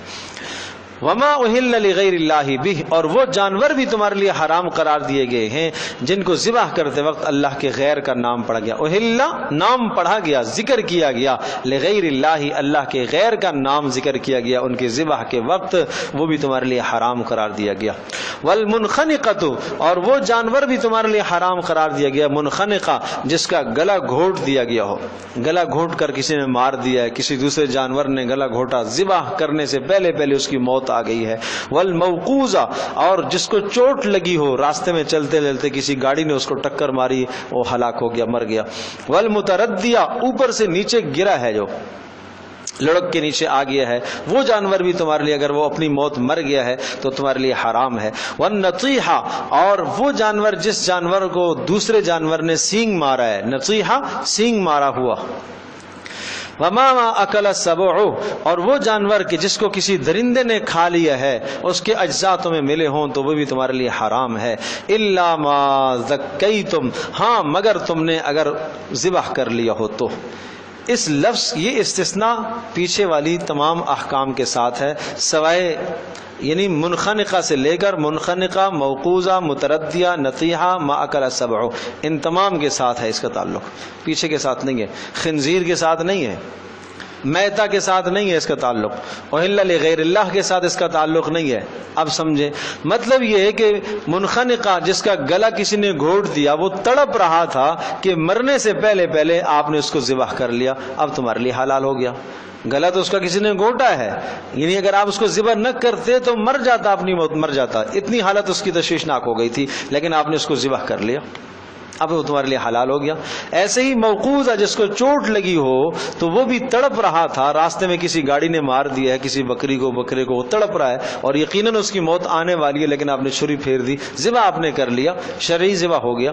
والمتردیہ، اوپر سے گرا ہے، لڑک کے نیچے آیا ہے اور ذبح آپ نے کر دیا جان نکلنے سے پہلے۔ نطیحہ، دوسرے نے سینگ مار کے اس کا پیٹ پھاڑ دیا ہے اور وہ مرنے لگا تھا کہ آپ نے اس کو ذبح کر لیا۔ وما اکل السبع، درندے نے حملہ کر دیا کسی پر، اور درندے نے حملہ کر دیا اور آپ نے چھڑا لیا ہو، مثال کے طور پر جب چھڑا لیا آپ نے اور ابھی تک وہ مرا نہیں ہے تو آپ نے اگر اس کو ذبح کر دیا تو ذبح شرعی آپ نے کر دیا ہو تو اب یہ جانور تمہارے لیے حلال ہو گئے۔ وما ذبح علی النصب، اور فرمایا اسی طرح سے حرام قرار دیا گیا ہے تمہارے لیے وہ جانور بھی ذبح جن کو ذبح کیا گیا ہو علی النصب، بتوں کے نام، بتوں کے سامنے جا کے ذبح، ان کی خوشنودی اور رضا کے لیے بتوں کے سامنے ذبح کیا گیا ہو، وہ بھی تمہارے لیے حرام ہے۔ وان تستقسموا بالازلام، اور تمہارے لیے یہ بھی حرام ہے کہ تم تیروں کے ذریعے سے فال نکالو، یہ بھی تمہارے لیے حرام ہے۔ قسمت تم آزماتے ہو تیروں کے ذریعے سے۔ ہوتا یہ تھا کہ بیت اللہ کے آس پاس مجاور بیٹھے ہوئے ہوتے تھے اور ان کے پاس تھیلے تھے، ان تھیلوں کے اندر بہت سارے تیر ڈلے ہوئے ہوتے تھے، اور ان میں سے بعض تیروں پر لکھا ہوا ہوتا تھا نعم، جی ہاں، بعض پر لکھا لا، نہیں، بعض پر لکھا ہوتا تھا ینبغی، بعض پر لا ینبغی۔ ایک آدمی نے سفر پہ جانا ہے، جا کے مجاور کو کچھ پیسے دیتا، بھائی میرا فال نکالو، مجھے جانا ہے نہیں جانا، تو وہ جناب اس کو ہلا کے اندر سے نکالتا، اس پر لکھا ہوتا لا، نہیں تو نہیں جانا، نعم جانا ہے، چلو چلے جائیں گے، لکھا ہوتا تھا بہتر نہیں ہے، ہاں جا تو سکتے ہو لیکن مناسب اور بہتر نہیں ہے۔ تو یہ کیا کرتے تھے، اس کو مؤثر حقیقی سمجھتے تھے کہ یہ اس کا جو فیصلہ ہے نا، یہ فیصلہ ہماری تقدیر کا فیصلہ ہے، کا غلط، یہ حرام نظریہ ہے، یہ شرکیہ نظریہ ہے۔ یہ آج کل بھی اس قسم کے نظریات جو پائی جاتے ہیں، آپ فال نکلواتے ہیں، طوطوں کے ذریعے سے فال نکالیں، ہاتھوں کے ذریعے سے قسمت دیکھتے ہیں، یہ سب حرام کام ہے، یہ سب حرام کام ہے۔ اس عمل کے لیے جو رسول اکرم صلی اللہ تعالی وسلم کی ہدایات ہمیں ملی ہیں، آپ کسی آنے والے معاملے کے متعلق آپ نہیں جانتے کہ اس میں میرے لیے خیر ہے نہیں ہے، آپ استخارہ فرمائیں، استخارے کا مصنون عمل آپ کو بتایا گیا ہے. اللہم انی استخیرک، اے اللہ میں آپ سے خیر طلب کرتا ہوں. ٹھیک ہے، خیر طلب کرنے کے بعد استخارے کا مصنون عمل پڑھنے کے بعد کیا استخارہ ہے کہ آپ 2 رکعت آپ پہلے وضو کریں، اور وضو کرنے کے بعد 2 رکعت نماز نفل ادا کریں، اور پھر درود شریف پڑھیں اختتام کے بعد، اور پھر اللہ کی حمد و ثنا، پہلے اللہ کی حمد و ثنا، پھر درود شریف، اور پھر استخارے کی دعا، اور اس کے آخر میں پھر آپ جو ہے درود شریف پڑھیں. اور پھر آپ دیکھیں کہ آپ کا دلی میلان کس کام کی طرف ہے. اگر دلی میلان آپ کا اس کی طرف ہے تو آپ کر لو، اور دلی میلان نہیں ہے تو چھوڑ دو. یہ استخارے کی حقیقت ہے بس. باقی اس کو مؤثر بالذات سمجھنا یہ کوئی درست نہیں ہے. تو اس لیے اس وقت جو قسمتیں پتہ نہیں کہاں کہاں سے پتہ کرتے ہیں، اور ستاروں کے ذریعے سے، اور فلاں کے ذریعے سے، اور فلاں کے ذریعے سے، یہ سب چیزیں جو ہے نا خلاف شرع ہیں، ان سے اپنے آپ کو بچایا جائے. ذالکم فسق، فرمایا یہ گناہ کے کام ہیں. فسق یہ گناہ کے کام ہیں.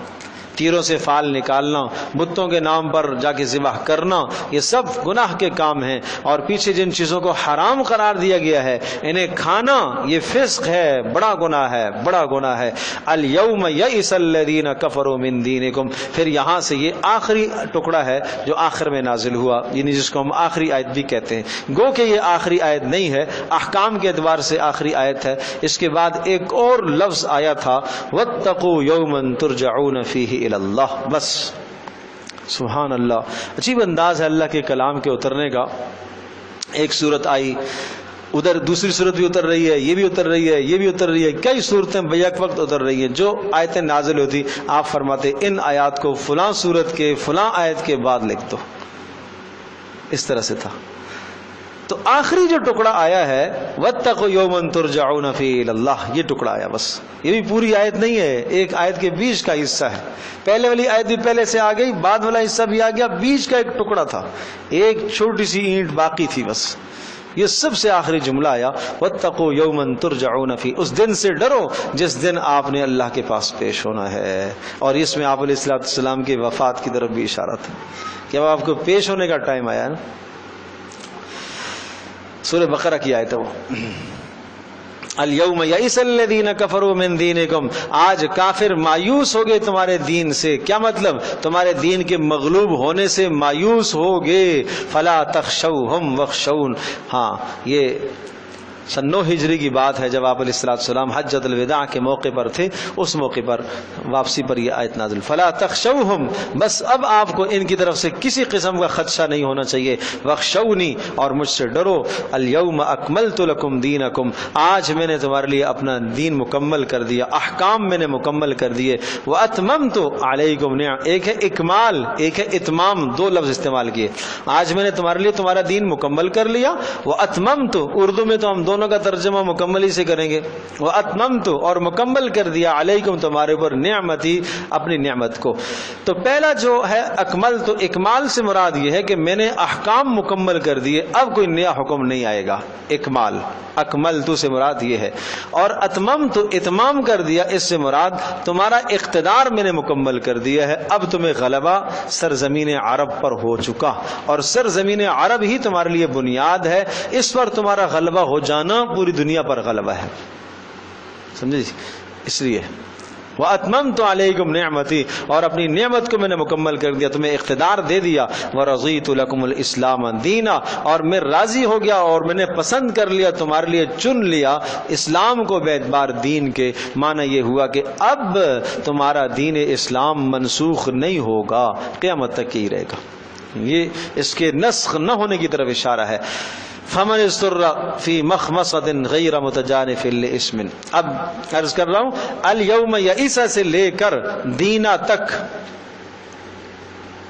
الیوم یئس الذین کفروا من دینکم سے لے کر کہاں تک؟ ورضیت لکم الاسلام دینا.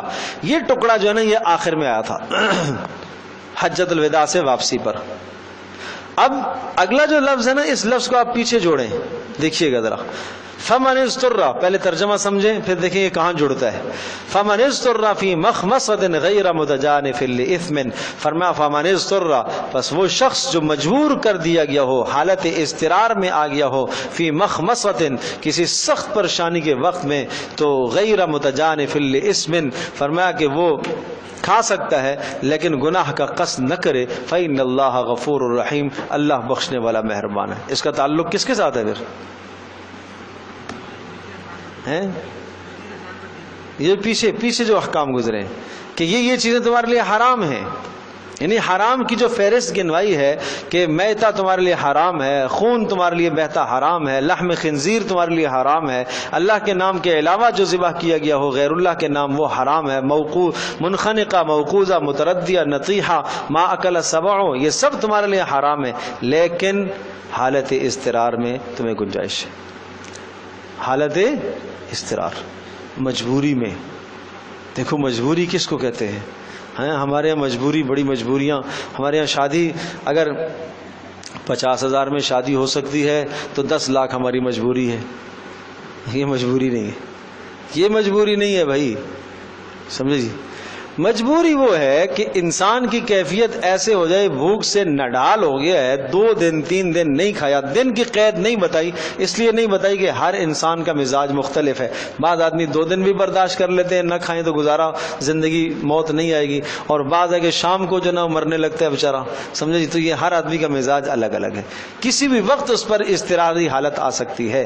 تو یہ ہے کہ ایسی مجبوری کہ اگر اب آپ یہ حرام آپ کے سامنے پڑا ہے، آپ نہیں کھائیں گے تو موت آ جائے گی. اب آپ کو کھانے کی اجازت ہے، اب آپ کو حرام کے کھانے کی اجازت ہے. خنزیر کا گوشت ہے یا باقی جتنی بھی چیزیں ذکر فرمائی ہے. لیکن اس میں ساتھ ساتھ بتا غیر متجانف لاسم، گناہ کا ارادہ نہ ہو، صرف اور صرف اپنی وہ ضرورت پوری کرنا ہو. اور دوسرے مقام پر آیا غیر باغ ولا عاد، بغاوت نہ ہو اس میں، کھانے میں مزے اور لذت لے کے نہ کھا رہا ہو، اور ایک مرتبہ اپنی ضرورت پوری کر لی تو دوبارہ نہ کھائے. سمجھے جی. یہ ہے حالت اضطرار. اب اس سے پھر علماء نے بڑے احکام کا استنباط فرمایا ہے. اس سے یہ استنباط بھی ہو جاتا ہے کہ اگر کوئی آدمی کسی حرام ملازمت میں لگا ہوا ہے اور اس کے لیے کوئی حلال آمدنی کا ذریعہ نہیں ہے، اگر اس حرام کی آمدنی کو وہ چھوڑتا ہے تو حالت اضطرار میں آ جائے گا، بچے اس کے بھوکے مریں گے اور اس کا کوئی اور آمدنی کا ذریعہ نہیں ہے. تو جب تک متبادل اسے حلال ملے اس وقت تک اس حرام کو اختیار کرنے کی اسے اجازت ہے. لیکن ایسے ہے جس طرح سے بے روزگار آدمی حلال روزگار تلاش کرتا ہے، اس طرح سے یہ تلاش کرے گا. یہ بے قرار ہو کے تلاش کرے گا. یہ خوشی سے نہیں چلو بھائی ہے تو ٹھیک ہے چلو ریٹائر ہو جائیں گے تو پھر دیکھ لیں گے، نہیں یہ نہیں. فإن اللہ غفور الرحیم، اللہ پاک بخشنے والا مہربان ہے، بخشنے والا مہربان ہے. کیوں یہ لفظ یہاں ذکر فرمایا بتاؤ بھائی؟ غلطی سے اگر کچھ تھوڑا سا زیادہ کھا لیا، کھانا اتنا تھا، چلو اللہ بخشنے والا مہربان ہے. تمہیں اندازہ بسا اوقات نہ ہو پائے گا، تمہارا 3 لقموں سے تمہارا کام چل سکتا تھا، تمہیں 4 کھا لیے تو چلو. فإن اللہ غفور الرحیم، اللہ بخشنے والا مہربان ہے. سمجھے؟ بڑی پیاری بحث جن لوگوں کی زندگیاں کھپتی ہیں نا دین پر، قرآن سیکھنے پر. امام شافعی رحمۃ اللہ علیہ اور امام ابو حنیفہ رحمۃ اللہ علیہ کی اس کا بڑی پیاری بحث ہے. میں سمجھانے کے لیے عرض کر دیتا ہوں، ورنہ اس کا صرف اس لیے عرض کرتا ہوں کہ دیکھو کس طرح سے مسائل کا استنباط کرتے ہیں. وہ کہتے ہیں اس لفظ سے فإن اللہ غفور الرحیم جو اللہ پاک نے ارشاد فرمایا، اگر ایک آدمی قسم کھاتا ہے کہ میں حرام نہیں کھاؤں گا مثال کے طور پر، اور حالت اضطرار میں آ گیا ہے، اب حالت اضطرار میں جب آ گیا تو اس کے سامنے حرام کا گوشت آیا، حرام مال اس کے سامنے آیا، کیا یہ حرام مال حالت اضطراری میں اس کے لیے حلال ہو گیا یا اس وقت اس کو حرام کھانے کی اجازت ہے؟ نہیں سمجھے بات؟ قرآن میں یہ بات تو نہیں ہے نا بھائی کھاؤ. سوال یہ کہ یہ حلال ہو گیا آپ کے لیے یا وہ حرام ہی ہے، آپ کو حرام کھانے کی اجازت دی گئی ہے. دونوں باتیں بالکل الگ الگ ہیں. ایک آدمی اگر وہ حلال کر دیا گیا ہے اس کے لیے تو وہ یہ کہہ سکتا ہے کہ میں نے ساری زندگی حرام نہیں کھایا، کہہ سکتا ہے نا، اس لیے کہ حالت اضطرار میں جو اس نے کھایا اس کے لیے کیا ہو گیا، وہ بولو حلال قرار دیا گیا. ٹھیک ہے. اور دوسری بات یہ ہے کہ اگر وہ یہ قسم اس نے کھائی تھی کہ میں نے ساری زندگی میں حرام مثال کے طور پر نہیں کھایا، تو حرام تو کھایا پھر آپ نے. سمجھے جی؟ تو اس جگہ پر امام حنیفہ رحمۃ اللہ علیہ ارشاد فرماتے ہیں کہ اس وقت حالت اضطرار میں اس کے لیے وہ حلال ہو گیا ہے، حلال ہو گیا اس کے لیے. تو لہذا اگر وہ قسم کھائے گا، وہ کیوں کہتا ہے کہ میں نے ساری زندگی میں حرام نہیں کھایا اور اس وقت اس نے حرام کھایا ہے، یعنی یہ مال اس نے کھایا ہے، تو ٹھیک ہے، اس کی قسم ٹھیک ہے۔ اور امام شافعی رحمۃ اللہ علیہ ارشاد فرماتے ہیں کہ نہیں، حرام حرام ہی ہے، اس کو اس حرام کی اجازت دی گئی ہے، سمجھے جی۔ تو امام حنیفہ رحمۃ اللہ علیہ کا، امام شافعی کا استدلال اس بات سے ہے کہ فإن اللہ غفور الرحیم۔ امام حنیفہ رحمۃ اللہ علیہ فرماتے ہیں کہ یہ اس لیے کہا ہے کہ اگر اس کھانے میں کوئی حد سے تجاوز ہو گیا ہے تو اللہ پاک کیا ہے؟ بخشنے والا، مہربان۔ چلو اچھی بات ہے، سمجھ میں آ جائے تو بسم اللہ، نہ سمجھ میں آئے تو میں کہا کرتا ہوں بہت ساری ناسمجھیوں میں ایک ناسمجھی اور ڈال دیجیے گا۔ اللہ اکبر، اللہ اکبر۔ بس کریں، آگے بڑے اہم مسائل ہیں تھوڑے سے، میرا خیال تو تھا لیکن بہت اہم چیزیں ہیں اگلی آیات کے اندر بھی، اور یہ ایک ایک آیت بڑی تفصیلی بحث ہے، تو انشاءاللہ پھر اگلی نشست میں ہم ذکر کریں گے۔ وآخر دعوانا الحمدللہ رب العالمین۔